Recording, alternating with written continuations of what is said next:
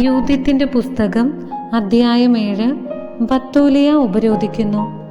അടുത്ത ദിവസം ഹോളോഫർണസ് തൻ്റെ സൈന്യത്തോടും തന്നോട് ചേർന്ന സഖ്യകക്ഷികളോടും പാളയം വിട്ട് ബത്തൂലിയയ്ക്കെതിരെ നീങ്ങാനും മലമ്പ്രദേശത്തേക്കുള്ള പാതകൾ പിടിച്ചടക്കാനും ഇസ്രായേല്യരോട് യുദ്ധം ആരംഭിക്കാനും കൽപ്പിച്ചു.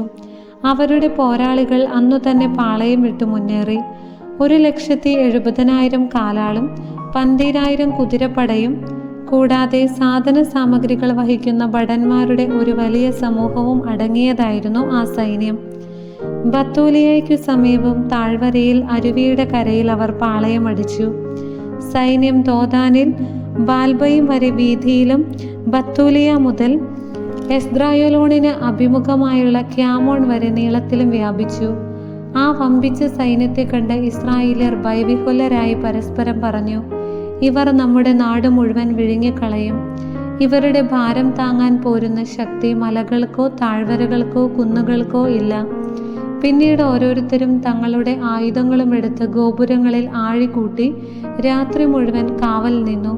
2-ാം ദിവസം ഹോളോഫർണസ് ബത്തൂലിയയിലെ ഇസ്രായേല്യർ നോക്കി നിൽക്കെ തൻ്റെ കുതിരപ്പടയെ നയിച്ചു. നഗരത്തിലേക്കുള്ള വഴികൾ പരിശോധിക്കുകയും അവർക്ക് വെള്ളം നൽകിയിരുന്ന നീർച്ചാലുകൾ സന്ദർശിച്ച് അവ പിടിച്ചടക്കി കാവൽ ഏർപ്പെടുത്തുകയും ചെയ്തു. അനന്തരം അവൻ തൻ്റെ സൈന്യത്തിലേക്ക് മടങ്ങി. ഏസാവിൻ്റെ സന്തതികളുടെ നേതാക്കന്മാരും മൊവാബ്യരുടെ തലവന്മാരും തീരദേശത്തെ സൈന്യാധിപന്മാരും അവനെ സമീപിച്ചു പറഞ്ഞു, പ്രഭോ, അങ്ങയുടെ സൈന്യം പരാജയപ്പെടാതിരിക്കേണ്ടതിന് ഈ വാക്കു ശ്രവിച്ചാലും. ഈ ഇസ്രായേൽ ജനം ആശ്രയം വച്ചിരിക്കുന്നത് അവരുടെ കുന്തങ്ങളിലല്ല, തങ്ങൾ വസിക്കുന്ന മലകളുടെ ഉയരത്തിലാണ്. അവയുടെ മുകൾ പരപ്പിലെത്തുക എളുപ്പമല്ല. അതിനാൽ പ്രഭോ, നേരിട്ടുള്ള യുദ്ധം ഒഴിവാക്കിയാൽ സൈന്യത്തിൽ ഒരാളും അങ്ങേക്ക് നഷ്ടപ്പെടുകയില്ല. അങ്ങ് പാളയത്തിലിരിക്കുക, ഭടന്മാരെല്ലാം അങ്ങയോടൊത്തുണ്ടായിരിക്കട്ടെ. മലയുടെ അടിവാരത്തിൽ നിന്നു പ്രവഹിക്കുന്ന അരുവി കൈവശപ്പെടുത്താൻ ഈ ദാസന്മാരെ അനുവദിക്കുക. ഇവിടെ നിന്നാണല്ലോ ബത്തൂലിയയിലെ ജനങ്ങൾക്കെല്ലാം ജലം ലഭിക്കുന്നത്. അങ്ങനെ ദാഹം കൊണ്ട് അവർ നശിക്കും, അവർ നഗരം വിട്ടൊഴിയും. ഞങ്ങളും ഞങ്ങളുടെ ആളുകളും സമീപത്തുള്ള മലകളുടെ മുകളിലേക്ക് പോകാം. ആരും നഗരത്തിൽ നിന്നു രക്ഷപ്പെടാതിരിക്കാൻ അവിടെ പാളയമടിച്ചു കാവൽ നിൽക്കാം. അവരും ഭാര്യമാരും കുഞ്ഞുങ്ങളും ക്ഷാമത്താൽ നശിക്കും. വാളേൽക്കാതെ തന്നെ തങ്ങൾ വസിക്കുന്ന തെരുവുകളിൽ അവരുടെ മൃതദേഹം ചിതറിക്കിടക്കും.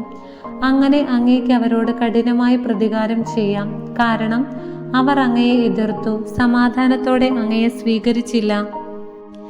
ഹോളോഫർണസിനും സേവകന്മാർക്കും ഈ വാക്കുകൾ സന്തോഷപ്രദമായി. അങ്ങനെ ചെയ്യാൻ അവൻ കൽപ്പന നൽകി. അമ്മോന്യരുടെ സൈന്യം അസീറിയരുടെ 5,000 ഭടന്മാരോടുകൂടെ മുൻപോട്ട് നീങ്ങി താഴ്വരയിൽ പാളയമടിക്കുകയും ഇസ്രായേല്യരുടെ അരുവികളും ചാലുകളും കൈവശപ്പെടുത്തുകയും ചെയ്തു. ഏസാവിൻ്റെയും അമ്മോന്റെയും സന്തതികൾ മുകളിലെത്തി ദോദാനെതിരെയുള്ള മലനാട്ടിൽ പാളയമടിച്ചു. അവരുടെ ആളുകളിൽ ചിലരെ തെക്കോട്ടും കിഴക്കോട്ടും മൊക്മോർ അരുവിയുടെ കരയിൽ കൂസിക്ക് സമീപം അക്രാബായിലേക്കും അയച്ചു. ബാക്കി അസീറിയൻ സൈന്യം സമതലത്തിൽ പാളയമടിക്കുകയും ആ പ്രദേശമാകെ നിറയുകയും ചെയ്തു. അവരുടെ കൂടാരങ്ങളും ഭക്ഷ്യവിഭവങ്ങളുടെ വാഹനങ്ങളും അസംഖ്യമായിരുന്നു. അവർ ഒരു വലിയ സമൂഹമായിരുന്നു. ശത്രുക്കളാൽ വലയം ചെയ്യപ്പെട്ട് രക്ഷാമാർഗം ഒന്നും കാണാതെ ധൈര്യം ക്ഷയിച്ച് ഇസ്രായേൽ ജനം ദൈവമായ കർത്താവിനോട് നിലവിളിച്ചു. കാലാളും തേരുകളും കുതിരപ്പടയും ഉൾപ്പെട്ട അസീറിയൻ സൈന്യം ബത്തൂലിയക്കാർ വെള്ളം നിറച്ചുവെച്ച പാത്രങ്ങളെല്ലാം ശൂന്യമാകുന്നതുവരെ 34 ദിവസം അവരെ ഉപരോധിച്ചു. അവരുടെ ജലസംഭരണികൾ വറ്റി വരണ്ടു. ഒരു ദിവസമെങ്കിലും തൃപ്തിയാവോളം കുടിക്കാൻ അവർക്ക് വെള്ളമില്ലാതായി. അവർക്ക് കുടിക്കാൻ കൊടുത്തിരുന്നത് അളന്നാണ്. അവരുടെ കുഞ്ഞുങ്ങൾക്ക് ആശയറ്റു. സ്ത്രീകളും യുവാക്കളും നഗരവീഥികളിലും പടിവാതിൽക്കലും ദാഹം മൂലം മൂർച്ഛിച്ചു വീണു. അല്പം പോലും ശക്തി അവരിൽ അവശേഷിച്ചില്ല. അപ്പോൾ യുവാക്കന്മാരും സ്ത്രീകളും കുട്ടികളും ഉൾപ്പെടെ ജനമെല്ലാം ഉസ്സിയായുടെയും നഗരാധിപന്മാരുടെയും ശ്രേഷ്ഠന്മാരുടെയും മുൻപിൽ വെച്ച് ഉച്ചത്തിൽ വിളിച്ചു പറഞ്ഞു, ദൈവമായിരിക്കട്ടെ നിങ്ങൾക്കും ഞങ്ങൾക്കും മധ്യേ വിധി കർത്താവ്. അസീറിയക്കാരോട് സഖ്യം ചെയ്യാതിരുന്ന നിങ്ങൾ ഞങ്ങളോട് വലിയ ദ്രോഹമാണ് ചെയ്തത്. ഇപ്പോൾ ഞങ്ങളെ സഹായിക്കാൻ ആരുമില്ല. ദാഹത്താലും കൊടിയ നാശത്താലും അവരുടെ മുൻപിൽ നിലത്തു ചിതറാൻ ദൈവം ഞങ്ങളെ അവർക്ക് വിറ്റിരിക്കുകയാണ്. ഉടനെ ഹോളോഫർണസിനെയും സൈന്യം മുഴുവനെയും വിളിച്ചു വരുത്തി നഗരം അടിയറ വയ്ക്കുക. അവർ കൊള്ളയടിക്കട്ടെ. അവരുടെ തടവുകാരായിരിക്കുന്നതാണ് ഭേദം. അടിമകളായാലും ഞങ്ങളുടെ ജീവൻ രക്ഷിക്കപ്പെടുമല്ലോ. ഞങ്ങളുടെ ശിശുക്കൾ മുൻപിൽ വീണ് മരിക്കുന്നതിന് ഞങ്ങൾ സാക്ഷികളാകുകയോ ഭാര്യമാരും കുട്ടികളും അന്ത്യശ്വാസം വലിക്കുന്നത് കാണുകയോ വേണ്ടല്ലോ. ഞങ്ങളുടെയും ഞങ്ങളുടെ പിതാക്കന്മാരുടെയും പാപങ്ങൾക്ക് ഞങ്ങളെ ശിക്ഷിക്കുന്ന ഞങ്ങളുടെ പിതാക്കന്മാരുടെ ദൈവമായ കർത്താവിനെയും സ്വർഗത്തെയും ഭൂമിയെയും നിങ്ങൾക്കെതിരെ സാക്ഷി പറയാൻ ഞങ്ങൾ വിളിക്കുന്നു. ഞങ്ങൾ വിവരിച്ചതൊന്നും അവിടുന്ന് ഇന്ന് ചെയ്യാതിരിക്കട്ടെ.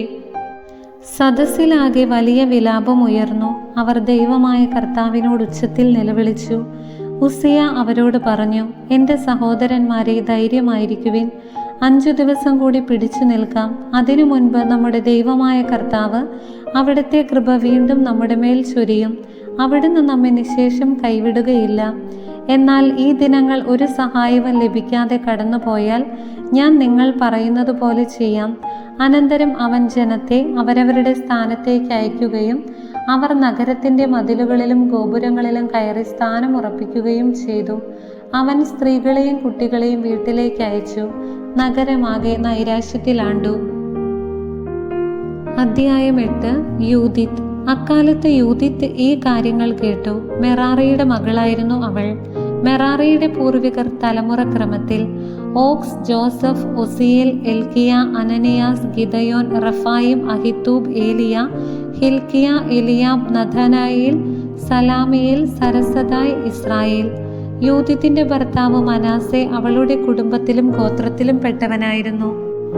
ബാർലിക്കൊയ്ത്തിന്റെ കാലത്ത് അവൻ മരണമടഞ്ഞു. വയലിൽ കറ്റ കെട്ടുന്നതിന് മേൽനോട്ടം വഹിക്കുമ്പോൾ അവൻ കഠിനമായ ചൂടേറ്റു വീണു.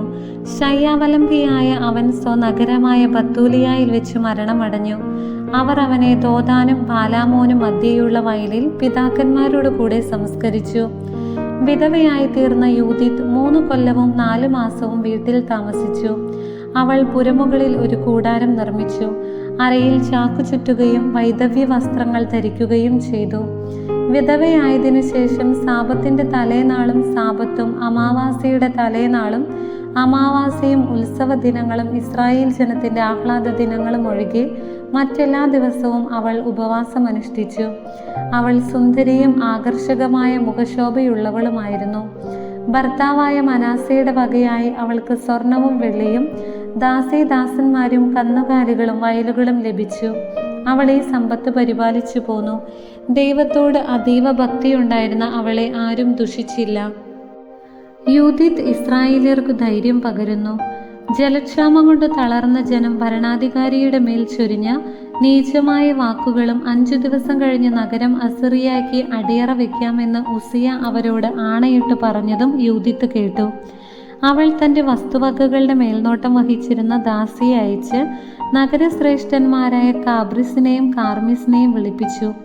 അവൾ അവരോട് പറഞ്ഞു, ബത്തുലിയ ജനത്തിന്റെ ഭരണകർത്താക്കളെ ശ്രദ്ധിച്ചു കേൾക്കുവിൻ. ഇന്നു നിങ്ങൾ ജനത്തോട് പറഞ്ഞത് ശരിയല്ല.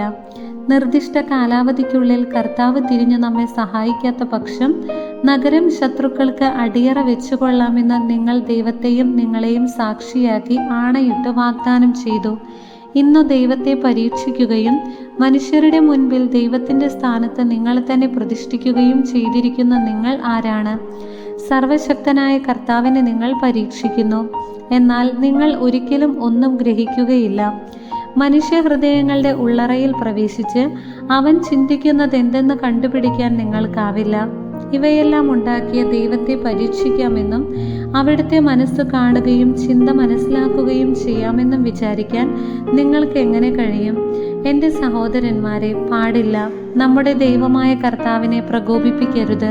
ഈ 5 ദിവസത്തിനകം നമ്മെ രക്ഷിക്കാൻ അവിടുത്തേക്ക് ഇഷ്ടമില്ലെങ്കിൽ തന്നെയും തനിക്കിഷ്ടമുള്ള ഏതു സമയത്തും നമ്മെ രക്ഷിക്കാനോ ശത്രുക്കളുടെ മുൻപാകെ നമ്മെ നശിപ്പിക്കാനോ അവിടുത്തേക്ക് കഴിയും. നമ്മുടെ ദൈവമായ കർത്താവിൻ്റെ ലക്ഷ്യങ്ങളെ നിയന്ത്രിക്കാൻ ശ്രമിക്കരുത്. ഭീഷണിക്ക് വഴങ്ങാനും തർക്കിച്ച് കീഴടക്കാനും ദൈവം മനുഷ്യനെ പോലെയല്ല.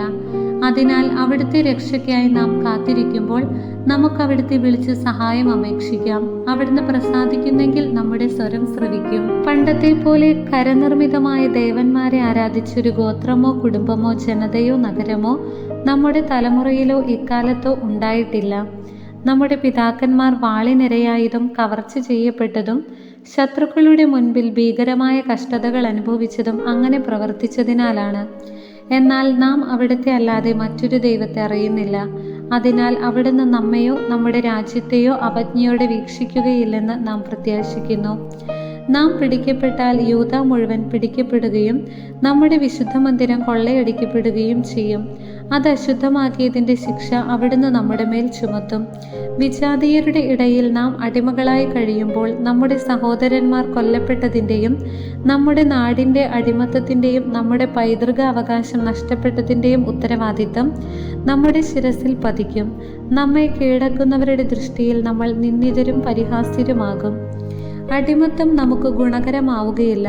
നമ്മുടെ ദൈവമായ കർത്താവ് അത് നമ്മുടെ അപമാനത്തിന് കാരണമാക്കും. അതിനാൽ സഹോദരന്മാരെ, നമ്മുടെ സഹോദരന്മാർക്ക് നമുക്ക് മാതൃക കാട്ടാം. അവരുടെ ജീവൻ നമ്മെ ആശ്രയിച്ചിരിക്കുന്നു. ശ്രീകോവിലിൻ്റെയും ദേവാലയത്തിൻ്റെയും ബലിപീഠത്തിൻ്റെയും സുരക്ഷിതത്വവും നമ്മിലാണ്. ഇങ്ങനെയിരിക്കെ പിതാക്കന്മാരെ പോലെ നമ്മയും ശോധന ചെയ്യുന്ന നമ്മുടെ ദൈവമായ കർത്താവിന് നമുക്ക് നന്ദി പറയാം. അവിടുന്ന് അബ്രാഹത്തിനോട് ചെയ്തതും ഇസഹാക്കിനെ പരീക്ഷിച്ചതും തൻ്റെ അമ്മാവനായ ലാബാന്റെ ആടുകളെ സംരക്ഷിക്കുമ്പോൾ സിറിയയിലെ മെസൊപ്പൊട്ടോമിയയിൽ വെച്ച് യാക്കോബിന് സംഭവിച്ചതും ഓർക്കുക. അവരുടെ ഹൃദയങ്ങളെ പരീക്ഷിച്ചതുപോലെ അവിടുന്ന് നമ്മെ അഗ്നിയിൽ പരീക്ഷിക്കുകയോ നമ്മോട് പ്രതികാരം ചെയ്യുകയോ ചെയ്തില്ല. തന്നോട് അടുപ്പമുള്ളവരെ അവിടുന്ന് പ്രഹരിക്കുന്നത് ശാസന എന്ന നിലയിലാണ്. ഉസിയ അവളോട് പറഞ്ഞു, നീ പറഞ്ഞതെല്ലാം ആത്മാർത്ഥതയോടെയാണ്. നിന്റെ വാക്കുകൾ നിഷേധിക്കാനാവുകയില്ല. ഇന്ന് ആദ്യമല്ല നിന്റെ ജ്ഞാനം വെളിപ്പെടുന്നത്. നിന്റെ ഹൃദയം സത്യസന്ധമായതിനാൽ ജനമെല്ലാം ആദ്യം മുതലേ നിന്റെ ജ്ഞാനം അംഗീകരിച്ചിട്ടുണ്ട്. ദാഹവിവശരായ ജനം ഞങ്ങളെ കൊണ്ട് വാഗ്ദാനം ചെയ്യിച്ചു. ആ പ്രതിജ്ഞ ലംഘിക്കാവതല്ല.